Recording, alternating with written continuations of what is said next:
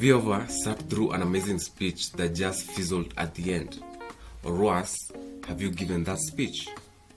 We need to talk about your landing. I'm here to help you stick that landing with a call to action that gets people moving. In the next 4 minutes, you'll learn how the pros turn applause into action. Every great speech has 3 parts: a hook that grabs attention, content that builds your case, and a call to action that tells people what to do with those feelings and ideas you just gave them. But here's the problem. Most speakers treat the call to action like an awkward goodbye at the end of a date. Like, for example, thanks for listening. Maybe do something with this information if you want. Your call to action isn't an afterthought. It's the whole point. It's why you showed up today. Let me give you 3 steps formula for calls to action that actually work. The first step is make it specific, which means giving clear, concrete direction.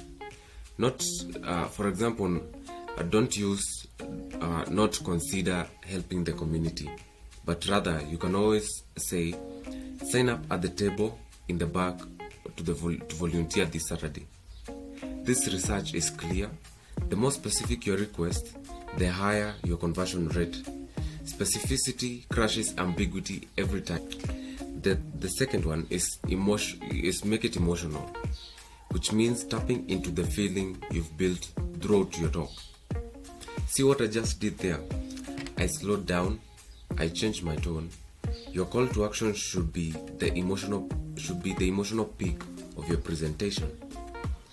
Think about how you want your audience to feel as they take action. Should they feel inspired? Should they feel outraged?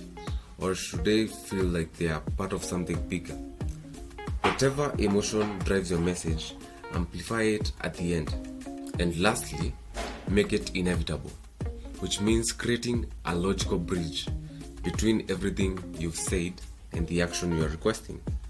Your audience should think, of course, this is what we never do. It's the only thing that makes sense. Public speaking masters like Martin Luther King Jr. didn't end with, I've been thinking about some stuff.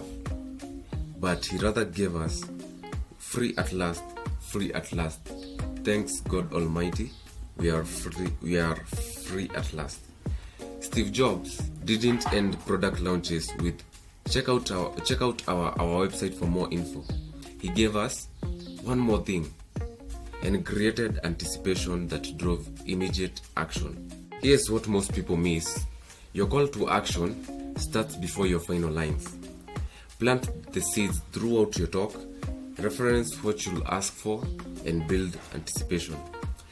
Then when you make your request, it feels like a natural conclusion to a journey you've taken together. The best call to action use the words you more than I. They use active, present tense verbs. They create urgency without desperation. And they are delivered with absolute conviction. Like, you cannot imagine a world where your audience doesn't take this action. So remember, be specific, be emotional, and make it inevitable. Now it's your turn.